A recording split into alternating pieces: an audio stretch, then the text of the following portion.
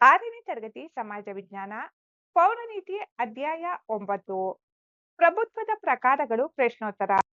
ಮುಖ್ಯ ಪ್ರಶ್ನೆ 1. ಖಾಲಿ ಬಿಟ್ಟ ಸ್ಥಳಗಳನ್ನು ಸೂಕ್ತ ಪದದಿಂದ ಭರ್ತಿ ಮಾಡಿ. ವಾಕ್ಯ 1. ಜನರಿಂದ ಆಯ್ಕೆಯಾದ ಪ್ರತಿನಿಧಿಗಳ ಮೂಲಕ ನಡೆಯುವ ಆಳ್ವಿಕೆಯನ್ನು ಡ್ಯಾಶ್ ಸರ್ಕಾರ ಎನ್ನಲಾಗಿದೆ. ಉತ್ತರ ಪ್ರಜಾಪ್ರಭುತ್ವದ. ಜನರಿಂದ ಆಯ್ಕೆಯಾದ ಪ್ರತಿನಿಧಿಗಳ ಮೂಲಕ ನಡೆಯುವ ಆಳ್ವಿಕೆಯನ್ನು ಪ್ರಜಾಪ್ರಭುತ್ವದ ಸರ್ಕಾರ ಎನ್ನಲಾಗಿದೆ. ವಾಕ್ಯ 2. ನಾವೆಲ್ಲರೂ ಒಂದೇ ಎನ್ನುವ ಭಾವನೆಯೇ ಡ್ಯಾಶ್. ಉತ್ತರ ಭಾವೈಕ್ಯತೆ. ನಾವೆಲ್ಲರೂ ಒಂದೇ ಎನ್ನುವ ಭಾವನೆಯೇ ಭಾವೈಕ್ಯತೆ. ವಾಕ್ಯ 3. ಏಕ ವ್ಯಕ್ತಿಯ ಅಥವಾ ಒಂದು ಗುಂಪಿನ ಅಭಿಪ್ರಾಯವೇ ಡ್ಯಾಶ್ ಸರ್ಕಾರ ವ್ಯವಸ್ಥೆ. ಉತ್ತರ ಸರ್ವಾಧಿಕಾರಿ. ಏಕ ವ್ಯಕ್ತಿಯ ಅಥವಾ ಒಂದು ಗುಂಪಿನ ಅಭಿಪ್ರಾಯವೇ ಸರ್ವಾಧಿಕಾರಿ ಸರ್ಕಾರ ವ್ಯವಸ್ಥೆ. ವಾಕ್ಯ 4. ಸಮತಾವಾದಿ ಸರ್ಕಾರ ವ್ಯವಸ್ಥೆಯ ಪ್ರತಿಪಾದಕರು ಡ್ಯಾಶ್. ಉತ್ತರ ಕಾರ್ಲ್ ಮಾರ್ಕ್ಸ್. ಸಮತಾವಾದಿ ಸರ್ಕಾರ ವ್ಯವಸ್ಥೆಯ ಪ್ರತಿಪಾದಕರು ಕಾರ್ಲ್ ಮಾರ್ಕ್ಸ್. ಮುಖ್ಯ ಪ್ರಶ್ನೆ 2. ಕೆಳಗಿನ ಪ್ರಶ್ನೆಗಳಿಗೆ ಉತ್ತರ ಬರೆಯಿರಿ. ಪ್ರಶ್ನೆ 5. ಪ್ರಭುತ್ವ ಎಂದರೇನು? ಉತ್ತರ ಒಂದು ರಾಷ್ಟ್ರದ ಪ್ರಜೆಗಳು ಸುಖ ಶಾಂತಿ ಹಾಗೂ ನೆಮ್ಮದಿಯಿಂದ ಜೀವನ ನಡೆಸಲು ಅಗತ್ಯವಿರುವ ನಿಯಮಾನುಸಾರ ಆಡಳಿತವನ್ನು ಮುಂದುವರಿಸಿಕೊಂಡು ಹೋಗುವ ಅಧಿಕಾರ ಹೊಂದಿರುವ ವ್ಯವಸ್ಥೆಯನ್ನು ಪ್ರಭುತ್ವ ಎನ್ನಲಾಗುತ್ತದೆ. ಪ್ರಶ್ನೆ 6. ಸರ್ವಾಧಿಕಾರ ಸರ್ಕಾರ ಎಂದರೇನು? ಉತ್ತರ ರಾಜ್ಯದ ಸಂಪೂರ್ಣ ಅಧಿಕಾರವು ಒಬ್ಬನೇ ವ್ಯಕ್ತಿ ಅಥವಾ ಒಂದು ಸಣ್ಣ ಗುಂಪಿನಲ್ಲಿ ಕೇಂದ್ರೀಕೃತವಾಗಿರುವ ಮತ್ತು ಪ್ರಜೆಗಳಿಗೆ ಯಾವುದೇ ರೀತಿಯ ಸ್ವಾತಂತ್ರ್ಯ ಹಾಗೂ ಪ್ರಶ್ನಿಸುವ ಹಕ್ಕು ಇಲ್ಲದಿರುವ ಆಡಳಿತ ವ್ಯವಸ್ಥೆಯನ್ನು ಸರ್ವಾಧಿಕಾರ ಸರ್ಕಾರ ಎನ್ನುತ್ತಾರೆ. ಪ್ರಶ್ನೆ 7. ಸಮತಾವಾದಿ ಸರ್ಕಾರ ಎಂದರೇನು? ಉತ್ತರ ಸಮಾಜದಲ್ಲಿರುವ ಭೂಮಿ, ಕಾರ್ಮಿಕರ ಶ್ರಮ ಮತ್ತು ಬಂಡವಾಳದಂತಹ ಉತ್ಪಾದನಾ ಮೂಲಗಳು ಇಡೀ ಸಮುದಾಯಕ್ಕೆ ಸೇರಿದ್ದು, ಪ್ರತಿಯೊಬ್ಬ ವ್ಯಕ್ತಿಯು ತನ್ನ ಶಕ್ತಿಗೆ ತಕ್ಕಂತೆ ದುಡಿದು ಅಗತ್ಯಕ್ಕೆ ತಕ್ಕಂತೆ ಪಾಲನ್ನು ಪಡೆಯಬೇಕು ಎಂಬ ತತ್ವದ ಮೇಲೆ ನಡೆಯುವ ಸರ್ಕಾರವನ್ನು ಸಮತಾವಾದಿ ಸರ್ಕಾರ ಎನ್ನುತ್ತಾರೆ. ಮುಖ್ಯ ಪ್ರಶ್ನೆ 3. ಗುಂಪಿನಲ್ಲಿ ಚರ್ಚಿಸಿ ಉತ್ತರಿಸಿ. ಪ್ರಶ್ನೆ 8. ಭಾರತ ಬೃಹತ್ ಪ್ರಜಾಪ್ರಭುತ್ವ ರಾಷ್ಟ್ರ. ಪ್ರಜಾಪ್ರಭುತ್ವದ ಮೂಲ ತತ್ವಗಳನ್ನು ಇಲ್ಲಿ ಹೇಗೆ ಅನ್ವಯಿಸಿಕೊಳ್ಳಲಾಗಿದೆ ಎಂಬುದನ್ನು ಶಿಕ್ಷಕರ ನೆರವಿನಿಂದ ಚರ್ಚಿಸಿ. ಉತ್ತರ ಭಾರತವು ಜಗತ್ತಿನ ಅತಿ ದೊಡ್ಡ ಪ್ರಜಾಪ್ರಭುತ್ವ ರಾಷ್ಟ್ರವಾಗಿದೆ.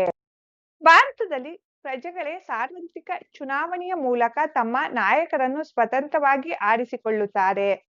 ಸಂವಿಧಾನದ ಮೂಲಕ ಪ್ರತಿಯೊಬ್ಬ ನಾಗರಿಕನಿಗೂ ತನಗೆ ಬೇಕಾದ ಅನಿಸಿಕೆ ವ್ಯಕ್ತಪಡಿಸುವ ಮತ್ತು ಸಂಘ ಸಂಸ್ಥೆಗಳನ್ನು ಸ್ಥಾಪಿಸುವ ಸ್ವಾತಂತ್ರ್ಯ ನೀಡಲಾಗಿದೆ. ಎಲ್ಲರಿಗೂ ಸಮಾನ ಹಕ್ಕು ಮತ್ತು ಅವಕಾಶಗಳನ್ನು ಒದಗಿಸಲಾಗಿದೆ. ಪ್ರಶ್ನೆ 9. ಪ್ರಜೆಯಾದ ನೀನು ಮುಂದೆ ಪ್ರಜಾಪ್ರತಿನಿಧಿಯಾದರೆ ಹೇಗೆ ಆಡಳಿತ ನಡೆಸುವೆ ಎಂಬುದನ್ನು ನಿನ್ನ ತರಗತಿಯಲ್ಲಿ ಹಂಚಿಕೋ. ನಾನು ಮುಂದೆ ಪ್ರಜಾಪ್ರತಿನಿಧಿಯಾದರೆ ಪ್ರಜೆಗಳ ಸುಖ ಮತ್ತು ನೆಮ್ಮದಿಯೇ ನನ್ನ ಮೊದಲ ಆದ್ಯತೆಯಾಗಿರುತ್ತದೆ. ಪ್ರತಿಯೊಬ್ಬರಿಗೂ ಒಳ್ಳೆಯ ಶಿಕ್ಷಣ, ಆರೋಗ್ಯ ಮತ್ತು ಉದ್ಯೋಗ ಸಿಗುವಂತೆ ಪ್ರಾಮಾಣಿಕವಾಗಿ ಕೆಲಸ ಮಾಡುತ್ತೇನೆ. ಬಡವರ ಮತ್ತು ಶ್ರೀಮಂತರ ನಡುವಿನ ಭೇದ ಭಾವ ಹೋಗಲಾಡಿಸಲು ಪ್ರಯತ್ನಿಸುತ್ತೇನೆ. ಜನರ ಅಹವಾಲುಗಳನ್ನು ನೇರವಾಗಿ ಆಲಿಸಿ ಭ್ರಷ್ಟಾಚಾರವಿಲ್ಲದ ಸ್ವಚ್ಛ ಆಡಳಿತ ನೀಡುತ್ತೇನೆ. ಪ್ರಶ್ನೆ 10. ನಿಮಗೆ ಇಷ್ಟವಾದ ಪ್ರಭುತ್ವದ ವಿಧ ಯಾವುದು? ದೇಶದ ಏಳಿಗೆಗೆ ಅದು ಹೇಗೆ ಪೂರಕ ಎಂಬುದನ್ನು ಕುರಿತು ಬರೆ. ಉತ್ತರ ನನಗೆ ಅತ್ಯಂತ ಇಷ್ಟವಾದ ಪ್ರಭುತ್ವದ ವಿಧ ಪ್ರಜಾಪ್ರಭುತ್ವ ಸರ್ಕಾರ. ಕಾರಣ ಪ್ರಜಾಪ್ರಭುತ್ವದಲ್ಲಿ ಪ್ರಜೆಗಳೇ ನಿಜವಾದ ಪ್ರಭುಗಳಾಗಿರುತ್ತಾರೆ. ಇಲ್ಲಿ ಪ್ರತಿಯೊಬ್ಬ ವ್ಯಕ್ತಿಗೂ ತನ್ನದೇ ಆದ ಸ್ವಾತಂತ್ರ್ಯ ಮತ್ತು ಹಕ್ಕುಗಳು ಇರುತ್ತವೆ. ಸರ್ಕಾರ ತಪ್ಪು ಮಾಡಿದಾಗ ಪ್ರಶ್ನಿಸುವ ಅಧಿಕಾರ ಜನರಿಗಿರುತ್ತದೆ. ಎಲ್ಲರನ್ನೂ ಸಮಾನವಾಗಿ ಕಾಣುವುದರಿಂದ ದೇಶದಲ್ಲಿ ಶಾಂತಿ ಸಾಮರಸ್ಯ ನೆಲೆಸುತ್ತದೆ. ಇದು ದೇಶದ ಸರ್ವತೋಮುಖ ಏಳಿಗೆಗೆ ಪೂರಕವಾಗುತ್ತದೆ. ಪ್ರಶ್ನೆ 11. ಸರ್ವಾಧಿಕಾರಿ ಸರ್ಕಾರದ ಬಗ್ಗೆ ಹೆಚ್ಚಿನ ಮಾಹಿತಿ ಸಂಗ್ರಹಿಸಿ. ಉತ್ತರ ಸರ್ವಾಧಿಕಾರಿ ಸರ್ಕಾರವು ಪ್ರಜಾಪ್ರಭುತ್ವದ ತತ್ವಗಳಿಗೆ ಸಂಪೂರ್ಣ ವಿರುದ್ಧವಾದುದಾಗಿದೆ. ಇಲ್ಲಿ ಒಬ್ಬನೇ ವ್ಯಕ್ತಿ ಅಥವಾ ಒಂದು ಗುಂಪಿನ ಆಜ್ಞೆಯ ಅಂತಿಮ ಕಾನೂನಾಗಿರುತ್ತದೆ. ನಾಗರಿಕರಿಗೆ ಯಾವುದೇ ರೀತಿಯ ಸ್ವಾತಂತ್ರ್ಯವಾಗಲಿ ಅಥವಾ ಸರ್ಕಾರದ ನೀತಿಯನ್ನು ವಿರೋಧಿಸುವ ಹಕ್ಕಾಗಲಿ ಇರುವುದಿಲ್ಲ. ಸರ್ವಾಧಿಕಾರಿಗಳು ತಮ್ಮ ಇಚ್ಛೆಯಂತೆ ಆಡಳಿತ ನಡೆಸುವ ಮತ್ತು ಕಠಿಣ ನಿಯಮಗಳ ಮೂಲಕ ಜನರಲ್ಲಿ ಭಯ ಹುಟ್ಟಿಸಿ ಅಧಿಕಾರ ಚಲಾಯಿಸುತ್ತಾರೆ. ಜರ್ಮನಿಯ ಅಡಾಲ್ಫ್ ಹಿಟ್ಲರ್ ಇಂತಹ ಆಡಳಿತಕ್ಕೆ ಪ್ರಸಿದ್ಧ ಉದಾಹರಣೆ. ಚಟುವಟಿಕೆಗಳು. ಪ್ರಶ್ನೆ: ಪ್ರಜಾಪ್ರಭುತ್ವ ಸರ್ವಾಧಿಕಾರ ಹಾಗೂ ಸಮತಾವಾದ ಸರ್ಕಾರಗಳ ನಡುವಿನ ವ್ಯತ್ಯಾಸಗಳನ್ನು ಪಟ್ಟಿ ಮಾಡಿ. ವ್ಯತ್ಯಾಸಗಳು: ಪ್ರಜಾಪ್ರಭುತ್ವ ಸರ್ಕಾರ. ಅಧಿಕಾರ ಜನರಿಂದ ಚುನಾಯಿತರಾದ ಪ್ರತಿನಿಧಿಗಳ ಕೈಯಲ್ಲಿರುತ್ತದೆ. ಸರ್ವಾಧಿಕಾರ ಸರ್ಕಾರ. ಅಧಿಕಾರವು ಒಬ್ಬನೇ ವ್ಯಕ್ತಿ ಅಥವಾ ಒಂದು ಸಣ್ಣ ಗುಂಪಿನಲ್ಲಿ ಕೇಂದ್ರೀಕೃತವಾಗಿರುತ್ತದೆ. ಸಮತಾವಾದಿ ಸರ್ಕಾರ. ಇಲ್ಲಿ ಅಧಿಕಾರವು ಇಡೀ ಸಮುದಾಯ ಅಥವಾ ಸರ್ಕಾರದ ಕೈಯಲ್ಲಿರುತ್ತದೆ. ಪ್ರಜಾಪ್ರಭುತ್ವ ಸರ್ಕಾರ. ವ್ಯಕ್ತಿ ಸ್ವಾತಂತ್ರ್ಯ ಮತ್ತು ಅಭಿವ್ಯಕ್ತಿ ಸ್ವಾತಂತ್ರ್ಯ ಇರುತ್ತದೆ. ಸರ್ವಾಧಿಕಾರ ಸರ್ಕಾರ. ಪ್ರಜೆಗಳಿಗೆ ಯಾವುದೇ ರೀತಿಯ ಸ್ವಾತಂತ್ರ್ಯ ಇರುವುದಿಲ್ಲ. ಸಮತಾವಾದಿ ಸರ್ಕಾರ. ಸಮಾನತೆಗೆ ಆದ್ಯತೆ ಇರುತ್ತದೆ, ಆದರೆ ಖಾಸಗಿ ಆಸ್ತಿಗೆ ಅವಕಾಶವಿರುವುದಿಲ್ಲ. ಪ್ರಜಾಪ್ರಭುತ್ವ ಸರ್ಕಾರದಲ್ಲಿ ಸರ್ಕಾರವನ್ನು ಪ್ರಶ್ನಿಸುವ ಮತ್ತು ವಿರೋಧಿಸುವ ಹಕ್ಕು ಪ್ರಜೆಗಳಿಗಿರುತ್ತದೆ. ಸರ್ವಾಧಿಕಾರ ಸರ್ಕಾರ. ಸರ್ಕಾರದ ಆಜ್ಞೆಯನ್ನು ಪ್ರಶ್ನಿಸುವ ಮತ್ತು ವಿರೋಧಿಸುವ ಹಕ್ಕು ಪ್ರಜೆಗಳಿಗೆ ಇರುವುದಿಲ್ಲ. ಸಮತಾವಾದಿ ಸರ್ಕಾರ. ಇದರಲ್ಲಿ ಎಲ್ಲರಿಗೂ ಶಕ್ತಿಗೆ ತಕ್ಕ ದುಡಿಮೆ ಮತ್ತು ಅಗತ್ಯಕ್ಕೆ ತಕ್ಕ ಪಾಲು ಪಡೆಯುವ ಹಕ್ಕಿರುತ್ತದೆ.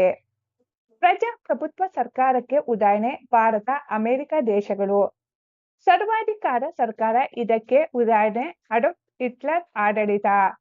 ಸಮತಾವಾದಿ ಸರ್ಕಾರಕ್ಕೆ ಉದಾಹರಣೆ ಜರ್ಮನಿಯ ತತ್ವಜ್ಞಾನಿ ಕಾರ್ಲ್ ಮಾರ್ಕ್ಸ್. ಪ್ರಶ್ನೆ 2. ಪ್ರಜಾಪ್ರಭುತ್ವದಲ್ಲಿ ಪ್ರಜೆಗಳೇ ಪ್ರಭುಗಳು. ಈ ಮಾತನ್ನು ನೀವು ಒಪ್ಪುವಿರಾ? ತರಗತಿಯಲ್ಲಿ ಚರ್ಚಿಸಿ. ಉತ್ತರ: ಹೌದು. ಪ್ರಜಾಪ್ರಭುತ್ವದಲ್ಲಿ ಪ್ರಜೆಗಳೇ ಪ್ರಭುಗಳು ಎಂಬ ಮಾತು ನಾನು ಸಂಪೂರ್ಣವಾಗಿ ಒಪ್ಪುತ್ತೇನೆ. ತರಗತಿಯ ಚರ್ಚೆಗೆ ಪೂರಕವಾದ ಮುಖ್ಯ ಅಂಶಗಳು ಇಲ್ಲಿವೆ. ಪ್ರಜಾಪ್ರಭುತ್ವದಲ್ಲಿ ದೇಶವನ್ನು ಯಾರು ಆಳಬೇಕು ಎಂಬುದನ್ನು ನಿರ್ಣಯಿಸುವ ಪರಮಾಧಿಕಾರ ಪ್ರಜೆಗಳಿಗಿರುತ್ತದೆ. 18 ವರ್ಷ ತುಂಬಿದ ಪ್ರತಿಯೊಬ್ಬ ನಾಗರಿಕನಿಗೂ ಮತ ಚಲಾಯಿಸುವ ಸ್ವಾತಂತ್ರ್ಯವಿರುತ್ತದೆ. ಇಲ್ಲಿ ಜನಬೆಂಬಲ ಇರುವವರಿಗೂ ಮಾತ್ರ ಸರ್ಕಾರ ಅಧಿಕಾರದಲ್ಲಿರಲು ಸಾಧ್ಯ. ಪ್ರತಿನಿಧಿಗಳು ಪ್ರಜೆಗಳ ಆಶೋತ್ತರಗಳಿಗೆ ತಕ್ಕಂತೆ ಕೆಲಸ ಮಾಡದಿದ್ದರೆ ಮುಂದಿನ ಚುನಾವಣೆಯಲ್ಲಿ ಅವರನ್ನು ಬದಲಾಯಿಸುವ ಶಕ್ತಿ ಪ್ರಜೆಗಳಿಗಿರುತ್ತದೆ. ಅಬ್ರಹಾಂ ಲಿಂಕನ್ ಅವರು ಹೇಳಿರುವಂತೆ, ಪ್ರಜಾಪ್ರಭುತ್ವ ಎಂದರೆ ಪ್ರಜೆಗಳಿಂದ ಪ್ರಜೆಗಳಿಗಾಗಿ ಮತ್ತು ಪ್ರಜೆಗಳಿಗೋಸ್ಕರ ಇರುವ ಸರ್ಕಾರ. ಇಲ್ಲಿ ಪ್ರಜೆಗಳೇ ನಿಜವಾದ ಪ್ರಭುಗಳಾಗಿದ್ದಾರೆ.